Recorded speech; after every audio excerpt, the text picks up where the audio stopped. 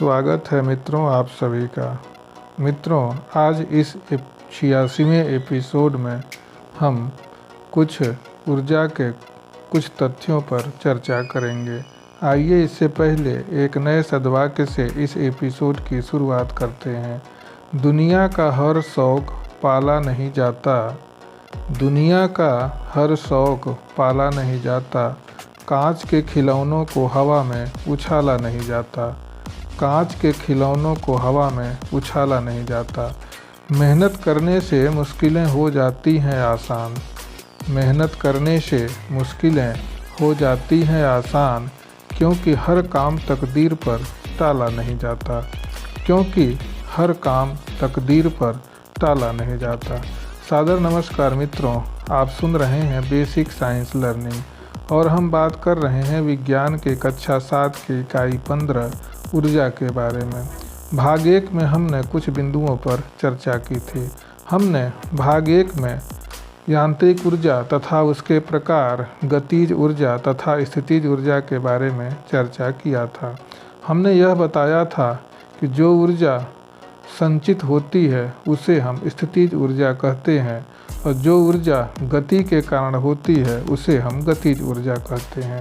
ऊर्जा के हमने विभिन्न प्रकार भी बताए थे और ऊर्जा के संबंधित हमने कई क्रियाकलाप भी उसमें किए थे, जिनमें एक मुख्य रूप से पेंडुलम द्वारा बोतल को हटाना तथा अन्य कई क्रियाकलाप। हम जानते हैं कि हम जब साइकिल चलाते हैं तो हमेशा कहीं ढाल होती है तो कहीं ऊंचाई या चढ़ाई होती है, कहीं समतल होती है।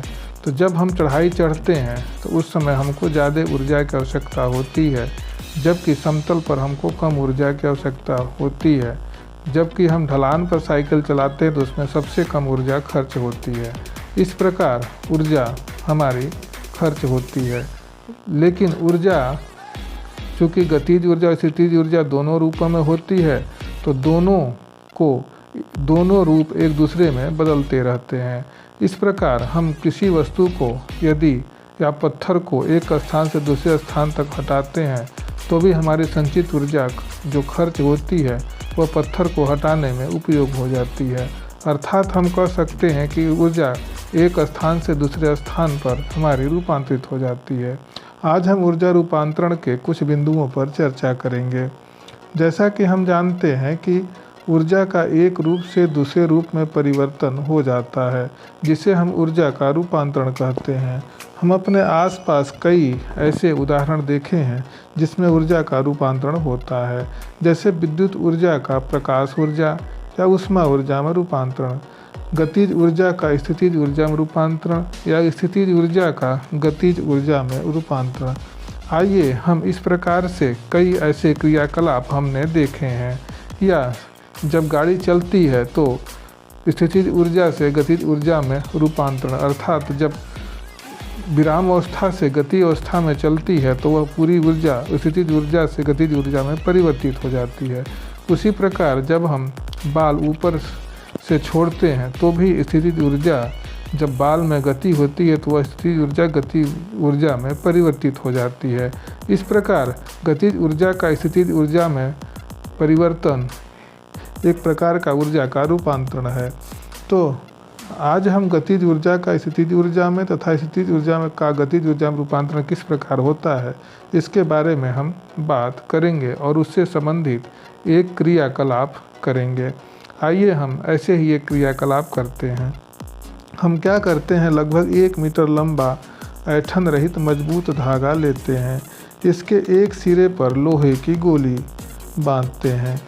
हम वीडियो के अनुसार दीवार को खूंटी से लटकाते हैं या स्टैंड पर उसे लटका सकते हैं। जब हम गोली को एक निश्चित बिंदु से छोड़ते हैं तो हम क्या देखते हैं, गोली एक बिंदु B से O तथा A बिंदु तक गति करने लगती है। इस प्रकार C तक गति करने लगती है।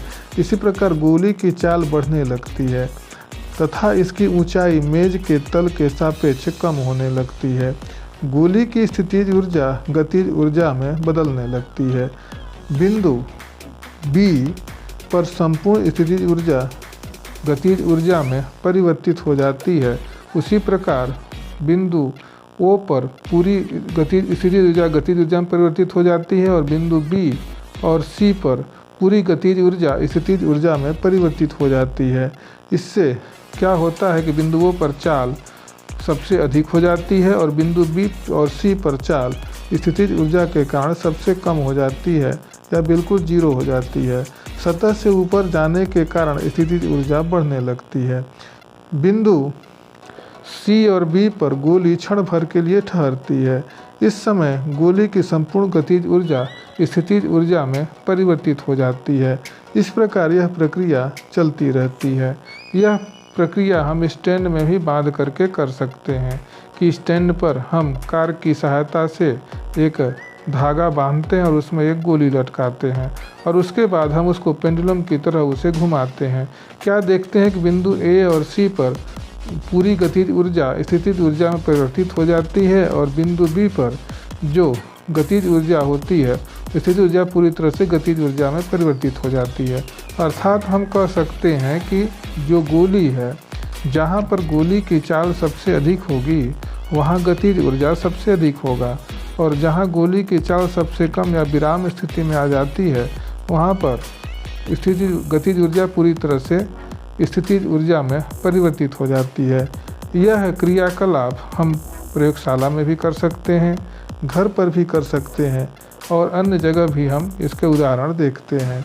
जब गोली A से B, B से C की ओर गति करती है तब स्थितिज ऊर्जा पुनः गतिज ऊर्जा में और गतिज ऊर्जा पुनः स्थितिज ऊर्जा में बदलने लगती है। इस प्रकार गतिज ऊर्जा से स्थितिज ऊर्जा और स्थितिज ऊर्जा से गतिज ऊर्जा में परिवर्तन होता रहता है, अर्थात रूपांतरण होता रहता है। परंतु गोली की कुल जो यांत्रिक ऊर्जा होती है, यदि गतिज ऊर्जा और स्थितिज ऊर्जा को जोड़ दें तो दोनों का मान बराबर होता है, अचर होता है, अर्थात उसका मान नहीं बदलता। अतः ऊर्जा का केवल रूपांतरण होता है। इसे ना तो उत्पन्न किया जा सकता है न ही इसे नष्ट किया जा सकता है।